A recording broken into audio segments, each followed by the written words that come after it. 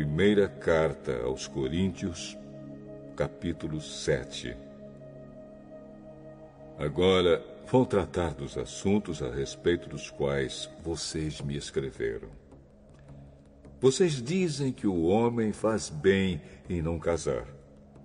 Mas eu digo, já que existe tanta imoralidade sexual, cada homem deve ter a sua própria esposa e cada mulher o seu próprio marido. O homem deve cumprir o seu dever como marido, e a mulher também deve cumprir o seu dever como esposa. A esposa não manda no seu próprio corpo. Quem manda é o seu marido. Assim também o marido não manda no seu próprio corpo. Quem manda é a sua esposa. Que os dois não se neguem um ao outro, a não ser que concordem em não ter relações por algum tempo, a fim de se dedicar à oração. Mas depois devem voltar a ter relações, a fim de não caírem nas tentações de Satanás, por não poderem se dominar.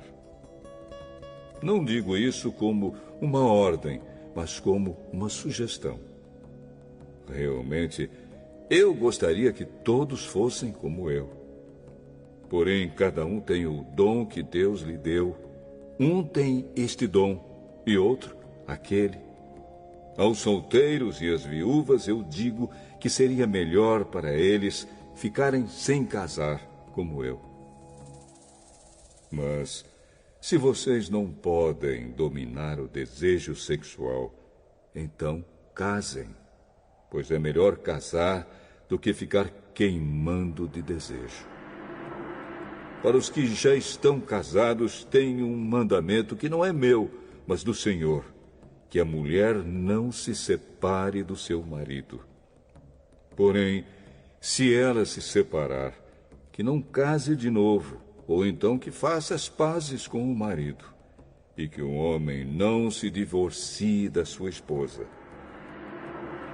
Aos outros digo eu mesmo, e não o Senhor. Se um homem cristão é casado com uma mulher que não é cristã, e ela concorda em continuar vivendo com ele, que ele não se divorcie dela. E se uma mulher cristã é casada com um homem que não é cristão, e ele concorda em continuar vivendo com ela, que ela não se divorcie dele. Pois Deus aceita o homem que não é cristão por ele estar unido com a sua esposa cristã, e aceita a mulher que não é cristã por ela estar unida com o seu marido cristão. Se não fosse assim, os filhos deles não pertenceriam a Deus. Mas, sendo assim, eles pertencem.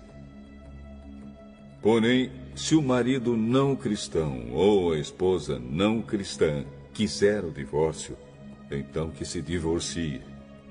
Nesses casos, o marido cristão ou a esposa cristã está livre para fazer como quiser, pois Deus chamou vocês para viverem em paz.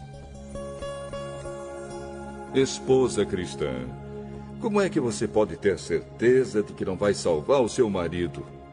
E você, marido cristão, como é que você pode ter certeza de que não vai salvar a sua esposa? Cada um deve continuar vivendo de acordo com o dom que o Senhor lhe deu e na condição em que se encontrava quando Deus o chamou.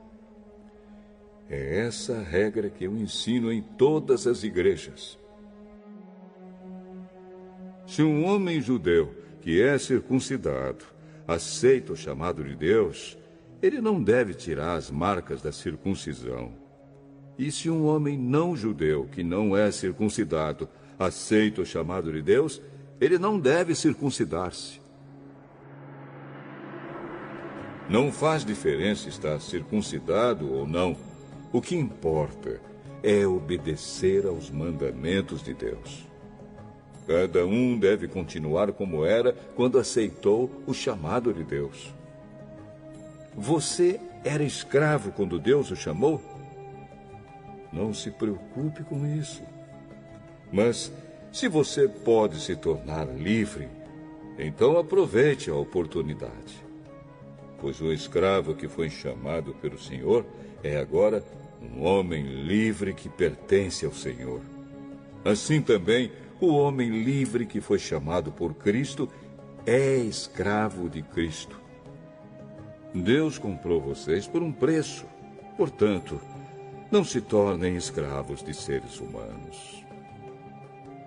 Irmãos, cada um deve continuar na presença de Deus, assim como era quando Deus o chamou. Para os solteiros, eu não tenho nenhum mandamento do Senhor. Porém, dou a minha opinião como uma pessoa que, pela misericórdia do Senhor, merece confiança. Por causa dos tempos difíceis em que vivemos, eu penso que é melhor para o homem ficar como está. Você tem esposa?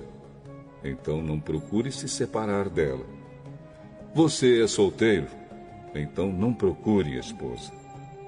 Porém, se você casar, não estará cometendo pecado.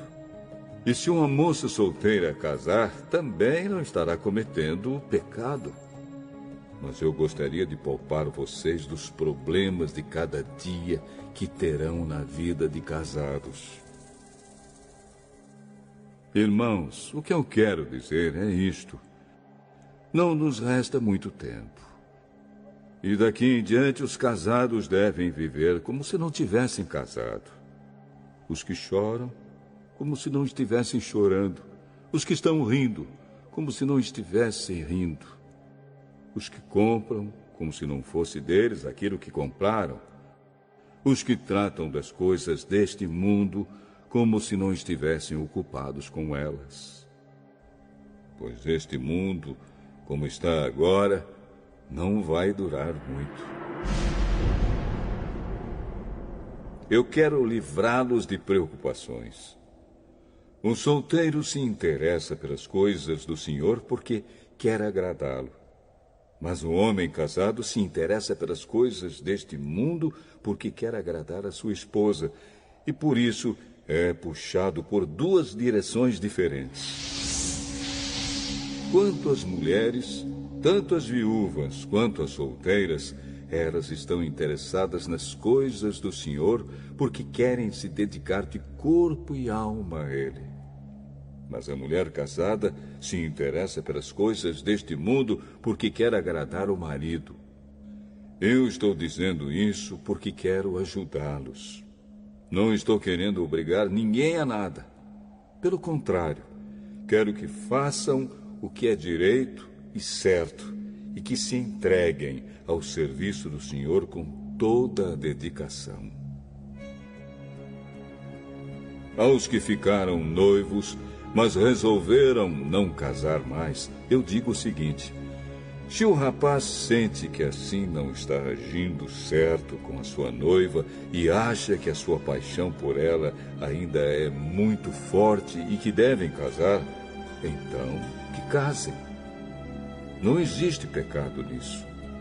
Mas se, pelo contrário, o rapaz não se sente na obrigação de casar, se está mesmo resolvido a ficar solteiro e se é capaz de dominar a sua vontade e já resolveu o que deve fazer, então faz bem em não casar com a moça.